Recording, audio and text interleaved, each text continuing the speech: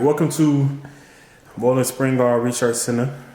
We are here celebrating Juneteenth, and our theme this year is Juneteenth and genealogy. Remember the ancestors, also finding our ancestors. So today we have our good brother Brandon Nightingale. We're gonna let him introduce himself. All right, so go ahead. Yes, my name is Brandon Nightingale. I'm the Senior Project Manager for the Black Press Archives Digitization Project. I've been here at Moorland for about 2 years now, 2 years in May. Okay. All right, so like I said, today we're talking about family history and genealogy. So the first question is, what is genealogy? For me, it's reconnecting with the past, right? Whether it be your own specific family genealogy, or you could just be doing genealogy for specific research purposes, but in some way kind of trying to connect the dots. And that's not the textbook definition, but that's how I like to look at it. All right, bet. And in terms of genealogy and connecting back to the question of like who you are, would you like to explore that a little bit and talk about that, like where you're from and things like that with family? Yeah. So I think first, just looking at like your name, right? Like how did you get your name from your first name to your last name? And really start thinking about that. You know, how did your parents name you? Why did they name you that? Or maybe a sibling named you. For me personally, my brother named me. My brother named me after his best friend at the time. My parents let him name me, and that's how I got my first name. My middle name is Paul. That was given after my uncle, my dad's brother, who passed away at 8 years old. He was hit by a car, ran over by a car in Kingsland, Georgia, which is where my dad is from. And then Nightingale, clearly that's not a African last name, right? Or no kind of African roots there with that last name. So really a European name, and I've traced the origins of that family name. So just that, right? Just starting with the family, and then sort of working your way down the line. So me specifically, going back to my dad. My dad's last name is Nightingale, surname. His roots come from St. Mary's, Kingsland, Georgia. St. Mary's in Kingsland, however you want to, whichever sort of area you want to call it. That's from my dad's side of the family. And then my mom's side is from Anniston, Alabama, a small town in Alabama, not too far from Birmingham. And so there's a lot of history there, specifically civil rights history there. And so when you talk about that, just looking at, where your parents are from can answer a lot of these questions that, you may be having as far as trying to find out the origins and trace that genealogy back. All right, bet. So, Brandon, how did you get into genealogy? Yeah, so I think it's a lifelong journey. For me, again, that last name, I struggle with that last name because from what I know, anybody that would come up to me and talk to me, they love my last name. I get it so much. Nightingale, that's such a beautiful, pretty last name. Oh man, oh wow, I love it. When I was 3rd, 4th grade, maybe even younger, we watched a story on Florence Nightingale, a famous white nurse. And right then and there, they would say, "Oh, they must be related to Brandon. They must be related to Brandon." The kids in the class kind of thing. They must be related to Brandon. But in my head, it was like, she's a white woman. I'm a black person. Where's the connection here? But this is, I'm third grade. Small at the time. But it stays with you. It continues to stay with you, right? Then I get into college. I take up history, and then I really am now deep in it. But the true start for me came actually here in DC 7 years ago in 2017, when I interned at the National Museum of African American History and Culture under the guest military history curator, Dr. Kowalski Salter. And on the 2nd floor of the African American Museum, they have a specific family research center where you can go there and you have people there, librarians, researchers there to help you find and trace your family history. They at least get you started. And that's what I would tell anybody, is to just start, no matter where. You can talk to mom, dad, grandma, auntie, whoever, the local librarian, just start, right? So for me, I just started. They took me there, and the first thing they said, because I was interning there, so I couldn't go during the day because it was too crowded. But what they told me was go to familysearch.org, a free website, familysearch.org, create an account, and then just start looking up stuff. So that's what I did. First thing I found, my grandfather's military registration card, draft registration card. And right then and there, I was like, man, I didn't know my grandfather even was in the military. And then looking at the details on that service card. Oh, and now let me back up. My grandfather was not in the military, but they made it. A lot of African Americans at the time just signed up and register. But the details on that service card, it had an address, right? It had who he was related to. These are things these are clues, in this big mystery of mine. So from there, I went down a rabbit hole of Nightingale, trying to figure out, dang, well, what else can I find on Family Search? Who related to him? And looking up the addresses and Googling the address and looking at what it looks like now. And then asking the questions, right? Asking my family, did y'all know granddad was in the military, had a service card? Did y'all know he worked here? Did y'all know this and that? And then more and more information comes out. Another story that inspired me to, continue on was a story of Michelle Obama and her coming to the Civil War museum here, African American Civil War museum, right down the street from Howard, and hearing her come and try to find her family history. And that was inspiring to me, because of somebody at the top, as the president's office, is still trying to put this piece and these puzzles together. Just imagine what we're dealing with on the lower level, right? When we may not have as many resources as the president of the United States and the family of the United States. So that was the initial deep dive, that registration card. I still have a picture of that card. And that was where I got my start. And it just exploded, after that. Okay, bet. All right. So tell us some family history, or your family history, from mom or dad's side that you would like to talk about, or a family story. Yeah. That's a good one there. So we do a Christmas breakfast, and just speaking of genealogy, I think it's so important when we gather, right? You talk about Juneteenth, and people get so worked up on it. Different people celebrate. How should we celebrate all that stuff? But what I enjoy the most is when we gather, whether it's for Juneteenth, whether it's a family reunion, Christmas, holidays, whatever. It is so powerful when you get family all together. It is truly, truly amazing. So for me, we do a Christmas breakfast every year, right? In Kingsland, Georgia, St. Mary's. And I believe that's been going on. Oh, my dad would kill me. I believe it's been going on since, maybe 1955, maybe. That might be wrong, but it's a long lineage, long history of them coming together. They would get together on what's called the Hill. They would call it the Hill in Kingsland, Georgia, and they would just come together on Christmas. I hear all the horror stories from my aunts and uncles and my dad, how they didn't want to get up and how they, all that stuff. Some of the same stuff me and my brother felt. Some of the same feelings me and my brother felt. But now that I'm older, I look forward to that.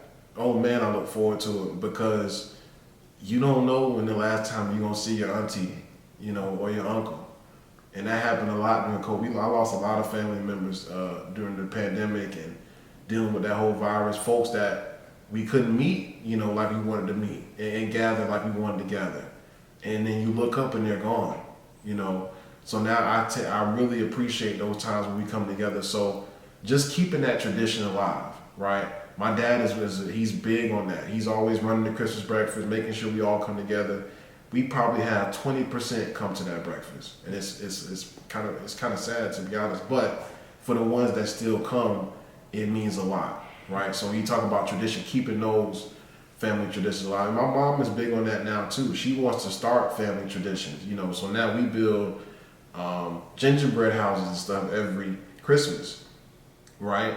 And it looks small, like whatever, but you let generations come through, and let's say I do that with my family, you know, and that's how you start. Then you turn around and 100 years has passed, and y'all still doing them same gingerbread houses and them same gingerbread men. So it may seem like, oh, whatever, but I love starting new traditions, right? And carrying that stuff, because that's how this stuff started, you know, as long as it's with good intent. So yeah, I would say that gathering, that Christmas break. We also do a Grandkids Day every June. It just passed. I wasn't able to make it this year because of work. But we call it Grandkids Day. That's when we all get together again in St. Mary's on my dad's side. And actually on my mom's side, they're getting together on the family reunion at 4th of July in Alabama, in Anniston, Alabama. So, or I think it might be in Georgia. But yeah, just bringing everybody together, that's the biggest tradition. And when you think about Juneteenth, the celebration of it, even though it happened in Texas, it's a great opportunity for us to get together. So, with your genealogy research, with your family, what's the most interesting thing that you have found? This is a loaded question here.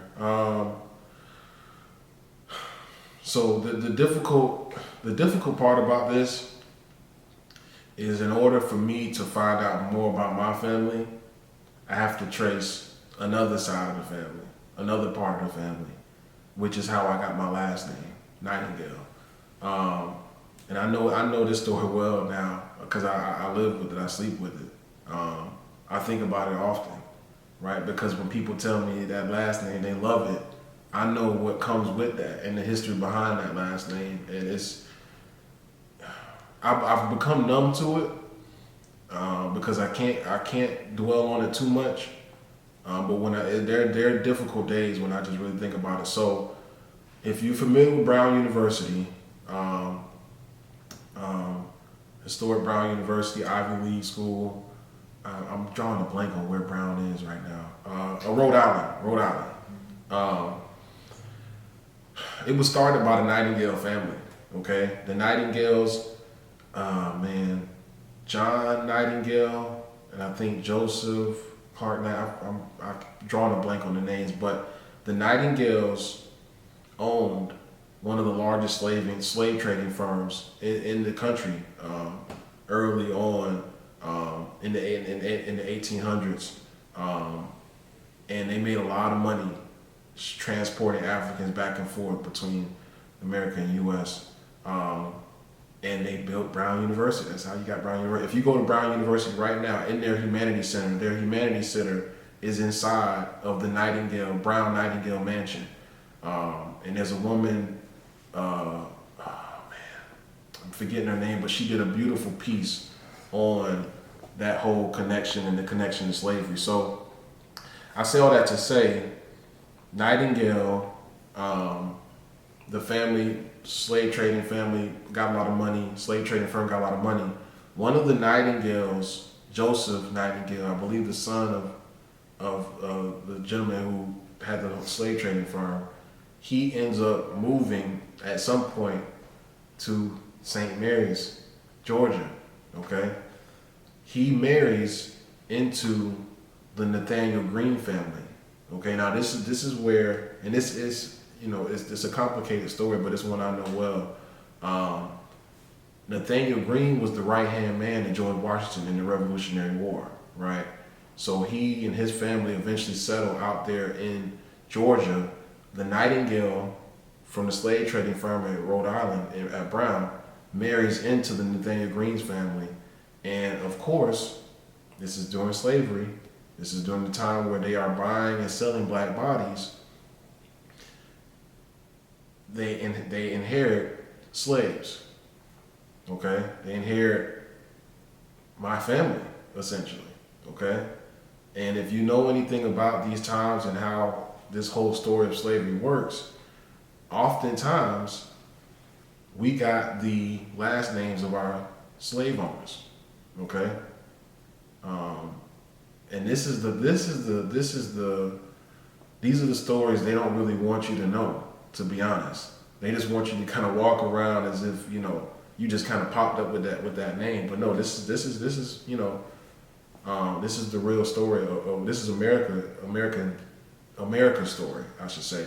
But I say all that to say, then you have the trickle down effect to where there are now black Nightingales all spread throughout St. Mary's, Georgia. And I've actually met with some of the white Nightingales on that side, on the slave owner side. I've actually met with one of the Nightingales, and that was an experience in itself. And people might ask, why would you meet? Why would you want to meet with them? But see, I look at most opportunities as a learning opportunity, right? They could have sources, resources, pictures of my family, all kind of stuff. Who knows what they might have? And they actually gave me documents when I met with them. They gave me documents that helped me further my research. And I was able to actually enlighten them on the side of the family that was in Rhode Island. They had no idea about that. So it's putting all these different pieces together. And I wear that name now. That name that comes with that terrible history of my ancestors. But in light of all that terrible history, we survived. My family still lives around the plantation, Bernie Plantation. They still live around that area in St. Mary's, Georgia. Recently, I was able to go do research with Dr. Kelly Goldberg, and I got to spend the night out there in the area. The area is also connected to Cumberland Island, Sea Island, where Gullah Geechee people inhabited that island. And the Gullah Geechee corridor, for those that don't know, goes all the way up to South Carolina, and it ends in Jacksonville, Florida, which is where I'm from. So all those roots are still there, but you don't know it until you start to connect the dots with genealogy, right? And it's deep, okay? I've traced the white Nightingales way, way back. I'm talking back, way, way back, okay? And where that name comes from. The difference is in the spelling. My spelling is Nightin. There's Nighten, which is a big deal in places like the UK, right? When you talk about the difference in the name. That could be the difference in privileges and certain rights, right? When you talk about family and royal names. So all those little fine details, man, they tell this story. And it's a tough story. Most of my family don't want to deal with these stories. It's traumatic. Who wants to go back and relive this stuff? But for me, the work has to be done. My cousin always tells me that he would be helping me on this stuff. He would tell me, Brandon, even if the family doesn't give you a pat on the back, or they don't say great job or thank you for bringing this to us, continue to do it, because you don't do it for the claps and the applause. You do it because it needs to be done. And that's the approach I have when it comes to genealogy. I don't care about the awards, whatever. It needs to be done, because I could go on to have kids, and they're going to have these same questions. They're going to get the same stuff I got. You have a beautiful last name. But where does that come from? How do we get here? Right? And my story is just one of very few, right? So many people have many descendant stories, and they're just trying to put the keys and the clues together. So if I could encourage anybody to keep going, even when they say they don't have something or you think you got a dead end, I promise it's not over. A lot of my journey now in DC, since I moved away from Florida, I haven't been as active in the research, but now people come to me and tell me they found stuff from old connections I made at the National Park Service, just to, even being at Howard. I've had people come and say, I have connections some kind of way, family ties here to folks that went to Howard. I haven't done any deep research into it, but that just goes to show you the power of this work that we're doing. So, all of it's interesting to me, but that's the one, my last name and how that name came to be, that's the one that really, really sits with me. And I think about it almost every day. I appreciate that, man. A lot of gratitude for sure with that story. And so our last question is for the future genealogists and also the people that are just so have a fire and a love for genealogy. What advice would you give those wanting to get into genealogy? Use your family, the ones that are still with us. I encourage everybody to interview your family members. It's sad on my end because a lot of the older family members in my family that have that knowledge, their memories are fading away almost every day. So it is tough, but get it down. Even with your parents, start with your parents, right? Just interview, just talk, because I guarantee you interview them and start asking questions, you're gonna find out a bunch of stuff you probably didn't even know, right? And those could be the clues that could lead you down that next path. So that's one advice: is interview your family members. Use your resources. Stuff is online, available online and free. I just mentioned FamilySearch.org, free. Okay, there's really no excuse. Because this is the talk of the reparations and stuff, but how I always felt. Let's say that the government went and said, "Hey, African Americans will get reparations tomorrow." Are we going to expect the government to find our families and tell these stories and trace this family history back? I'm not. I want to go ahead and have my documents, have my stuff already. I don't want anybody to come and have to tell me my family history. I want to be the one that's over that story. And I think we all have that power now. Technology is too great. I'm here in DC, there's too many resources out here. National Archives, Library of Congress, so many National Park Service. I can go on and on. Work with these institutions. We might be the only people of color that when I go out to the National Park Service and I go to Cumberland Island and try to retrace my roots, I'm often the only black person there. But that's just motivation, okay? It may take some years for me to get my family there or my loved ones or whoever, but soon enough, when people see the amount of work I put into this stuff, they'll slowly start to come. So, and the last thing would be, don't get discouraged. Please don't. Because you might think you're at a dead end. You might think, man, this is a terrible story, but there's always more to the story, right? You just got to kind of make sense of it, put it together, and use what you have available. And then also, you just ask around. There's plenty of people that are doing what we're doing, and you helping somebody else may help your work, right? When you start talking, I talk with students, I talk with Lafi all the time about different ways he can trace different things and things that I've seen. He's enlightened me on some things that I can look at, right? And I keep saying this, but seriously, the last thing, it's a difficult history to grasp. It's a difficult task to grasp this stuff. So I do it in waves. There may be a month where I go in and I'm digging deep and calling folks, and then there's a month where I just don't. It's too much to look at, right? It may be a slave deed I'm looking at. It may be something that talks about some money my family had given away, or whatever the case may be, land, right? That was taken away, whatever the case may be. Sometimes this stuff gets difficult.